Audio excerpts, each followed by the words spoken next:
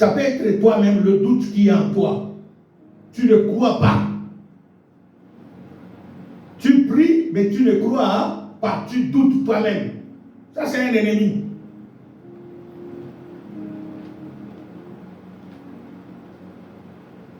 Et deuxième phase de l'ennemi intérieur,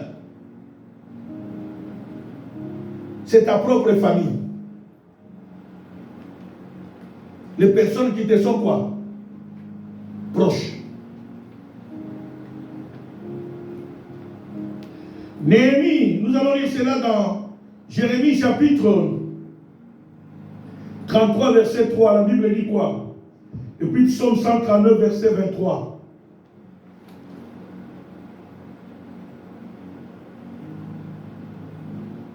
Jérémie 33, 3. Et puis Psaume 139, verset 23. Jérémie 33, 3 nous dit: Invoque-moi et je te répondrai. Je t'annoncerai de grandes choses, des choses cachées que tu ne connais pas. Psaume 139, verset 23. Psaume 139, verset 23. La parole nous dit: Sonde-moi, ô Dieu, et connais mon cœur. Éprouve-moi et connais mes pensées. Ça, c'est David qui prie, dit: sonde-moi et connais mon cœur. Parce qu'il a compris qu'il y a d'autres choses qui sont en lui. Alléluia. Quand nous parlons de l'ennemi intérieur, c'est ça. Dis à Dieu: sonde-moi. Connais mon cœur. Montre-moi les choses qui sont à moi, qui sont contre mon bonheur.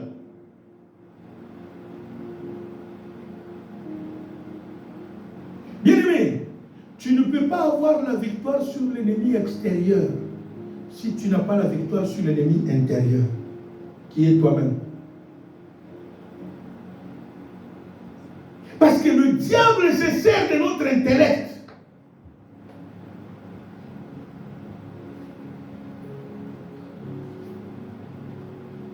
Alléluia. Raison pour laquelle les jours passés, nous avons parlé des comportements, des caractères bien-aimés. L'orgueil bien-aimé, c'est un ennemi contre ta propre vie. J'ai toujours donné ce témoignage bien-aimé, je ne manquerai jamais de le répéter. C'est pour que vous compreniez quand l'ennemi qui est en toi, comment il agit.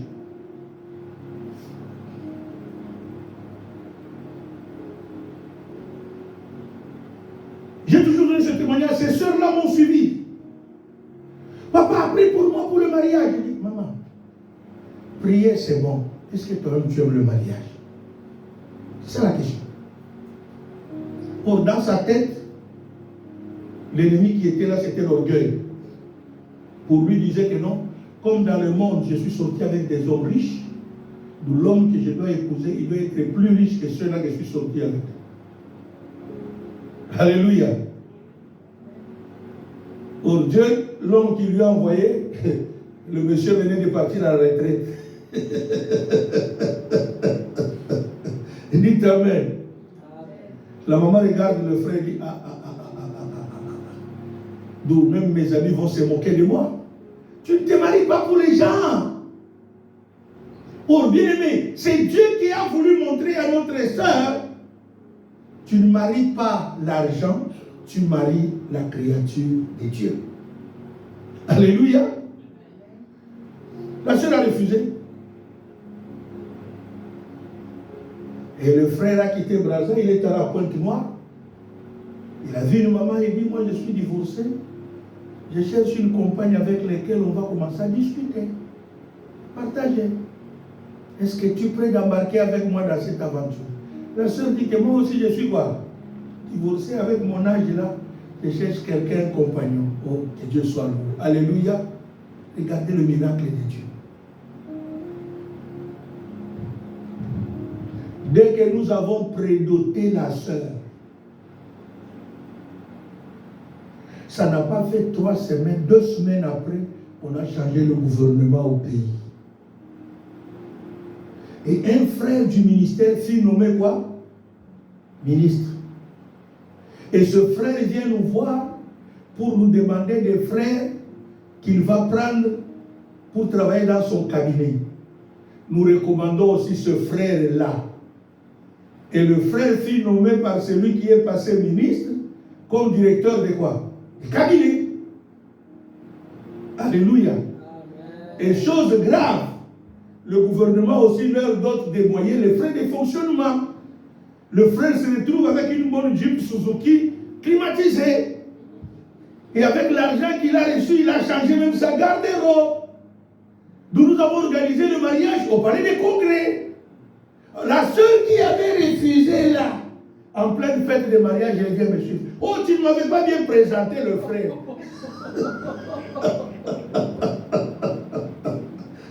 Alléluia. Amen. Dites Amen le plus fort. Amen. Mettez-vous maintenant à la place de cette. Qui est l'ennemi de sa vie? Dites Amen le plus fort. Il faut identifier l'ennemi de ta conquête. Peut-être c'est toi-même. Peut-être c'est toi-même. J'ai toujours donné ce bien-aimé. Ce n'est pas une blague. Hein? Et chose grave, le frère s'est marié à la maman. Cette femme était déjà, on l'a épousée, le jour qu'on l'a épousée, c'est il y a 3 ou 4 jours qu'elle venait de fêter 50 ans d'âge. Et chose grave, Dieu leur a donné un enfant. À 50 ans, elle a conçu. Sa fille vient de terminer son master au Sénégal aujourd'hui. Il y a quelques mois ici, la fille vient de terminer quoi? Et cette fille a 26 ans aujourd'hui. Alléluia. Pour vous dire que comment Dieu agit. Des fois, ton territoire, c'est toi-même qui le bloque pour entrer quoi? En possession. Voilà pourquoi David dit, sonde-moi et connais mon cœur. Notre prière cette semaine, dit à Dieu, sonde-moi et connais mon cœur. Quel est l'ennemi, Seigneur? Est-ce que c'est moi-même qui me bloque? Ou c'est une autre personne? Pourquoi j'insiste sur nous-mêmes? Parce que 2 fois nous avons l'habitude d'entrer, le diable nous amène dans la confusion, nous voyons seulement l'ennemi extérieur. Or l'ennemi intérieur, c'est lui qui nous détruit plus que l'ennemi quoi? Extérieur.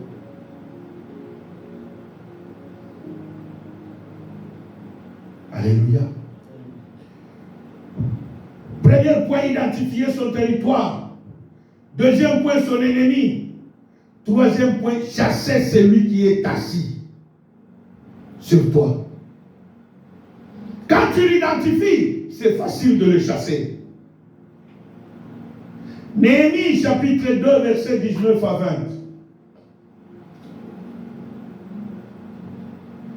Néhémie chapitre 2. Néhémie chapitre 2, versets 19 à 20. 19 et 20. Sanballat, le Horonite, Tobija, le serviteur ammonite, et Geshem, l'arabe, ayant été informés, se moquèrent de nous et nous méprisèrent. Ils dirent, que faites-vous là? Vous révoltez-vous contre le roi? Et je leur fis cette réponse, le Dieu des cieux nous donnera le succès. Nous, ses serviteurs, nous nous lèverons et nous bâtirons, mais vous n'avez ni peur, ni droit, ni souvenir dans Jérusalem. Parole du Seigneur. Alléluia. Amen. Les 3 personnes ici, les personnes ici que Néhémie est en train de citer là, ce ne sont pas des étrangers. Ce sont des juifs, comme eux.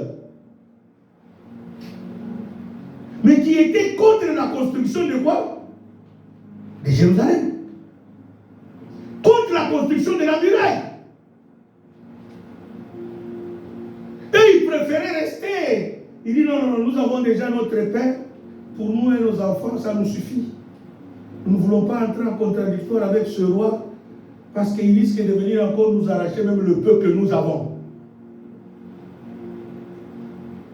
Mais j'ai aimé l'attitude de Néhémie.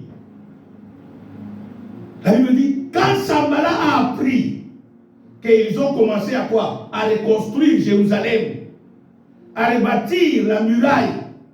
La Bible déclare, Sanballat commença à se moquer. Bien aimé, ne crois pas que pour gagner ton territoire, tu n'auras pas de combat, tu les auras.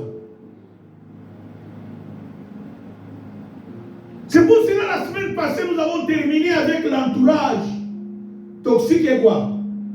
Et négatif. Des gens qui viendront se moquer de toi, te dire que tu perds le temps, rien ne va changer dans ta vie. Non! Sanballat, j'ai aimé la position de Néhémie, un homme de foi. Regarde la foi triomphante de Néhémie. Il dit au verset 20, je leur fis cette réponse. Le Dieu des cieux nous donnera le succès, nous ses serviteurs.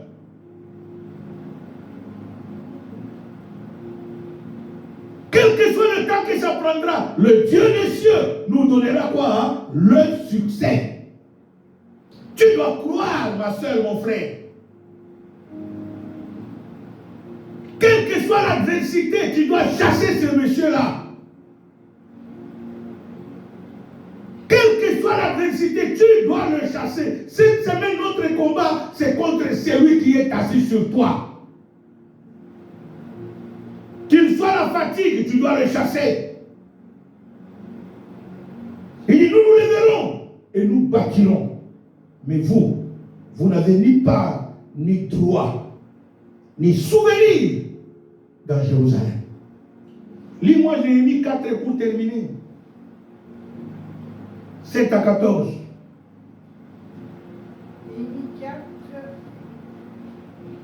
7 à 14.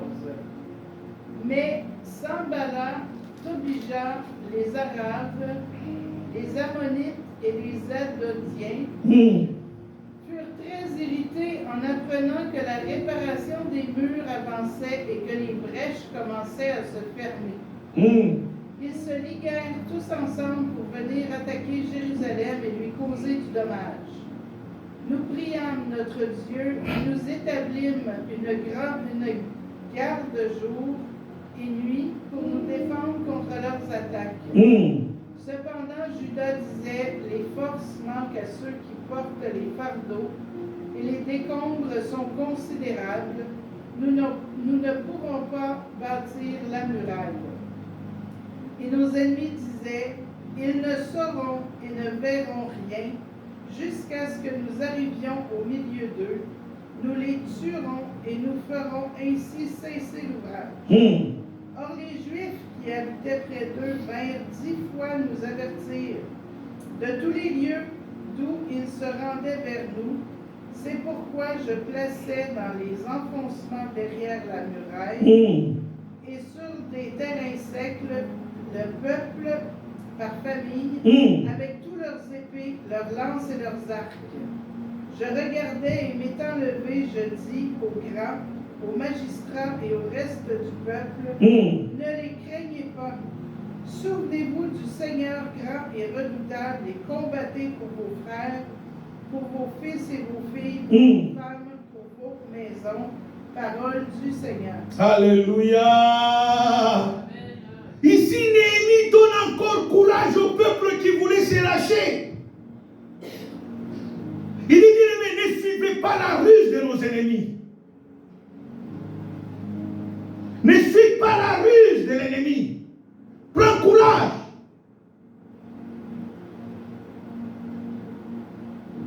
Ici, Sanballat s'est organisé pour venir détruire la muraille. Et Néhémie dit pas question.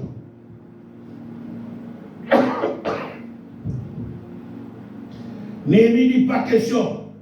Nous n'allons pas vous laisser. Il a commencé à conscientiser le peuple. Bien aimé, je suis en train de parler à quelqu'un de se lever. Cette semaine, c'est la 8e semaine. Lève-toi, maman, lève-toi, papa. Combat pour ta famille. Combat pour ta maison. Combat pour tes enfants. Lèvons-nous, bien-aimés dans le Seigneur. Ce n'est pas le temps de dormir.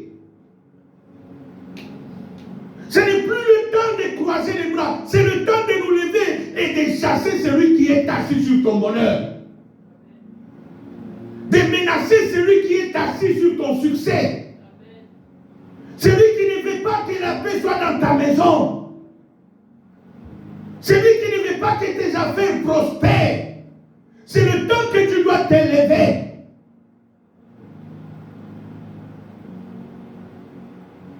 Qui est assis sur toi? Qui?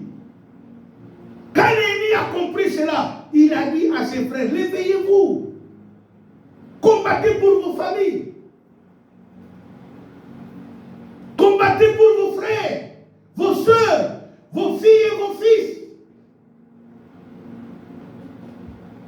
C'est comme ça que vous avez vu cette femme du livre de 2 rois. La Bible dit, elle a combattu pour ses enfants. Alléluia. On a failli faire de ses enfants quoi? Des esclaves. Elle a dit non, tout sauf ça. Je ne permettrai pas que mes enfants deviennent quoi? Des esclaves. Ça c'est mon bonheur. Ça c'est mon succès. Je ne permettrai pas que mes enfants deviennent des esclaves. Elle a dit non. Pourquoi? Parce qu'elle a compris le verset de Néhémie où il a dit combat pour tes enfants. Combat pour ton mari. Combat pour ta femme. Combat pour tes frères et sœurs. Personne d'autre ne peut combattre pour eux si ce n'est que toi. Combat pour ton église. Parce que ton bonheur dépend de là. Cette semaine, bien-aimé, nous voulons que les gens s'élèvent. Ma soeur, mon frère, lève-toi, combat. Ne néglige rien. Parce que celui qui est assis sur toi ne vient qu'avec un seul objectif, détruire ta vie. Alléluia. Vous avez vu l'exemple que je vous ai donné de la chaise. C'est simple que ça. C'est comme ça est ta vie. Il y a quelqu'un qui est quoi? Assis là. Et notre prière cette semaine, ce monsieur-là doit quoi? Partir. Qu'il vienne de toi ou de ta famille ou de la société. Non, il doit quoi? Partir parce que sa place n'est pas sur ta vie. Sa place n'est pas sur ton bonheur. Toi, tu dois jouir de ton bonheur. Tu dois jouir de ton succès. Il doit quitter. C'est ça l'objectif cette semaine. Et pour qu'il arrive à quitter, c'est toi qui dois. C'est pour cela que j'aime beaucoup Néhémie. Il dit quoi? Ne craignez point.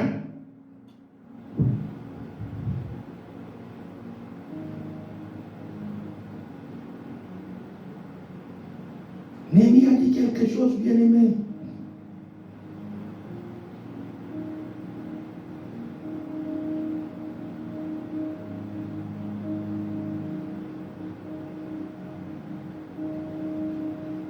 Le verset qu'il a parlé de ne craignez point, il est où je recherche là.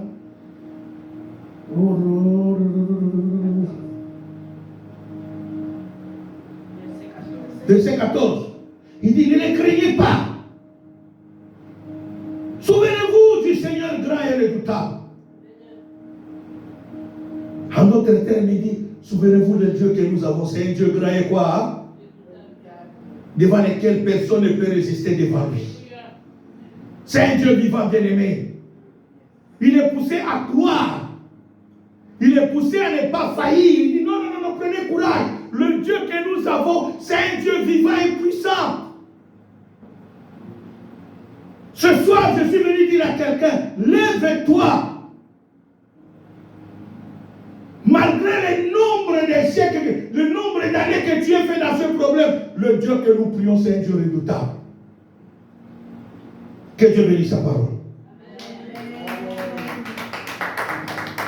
Que Dieu bénisse sa parole. Acclame le Seigneur très fort. Nous allons prier maintenant là où tu es, lève-toi.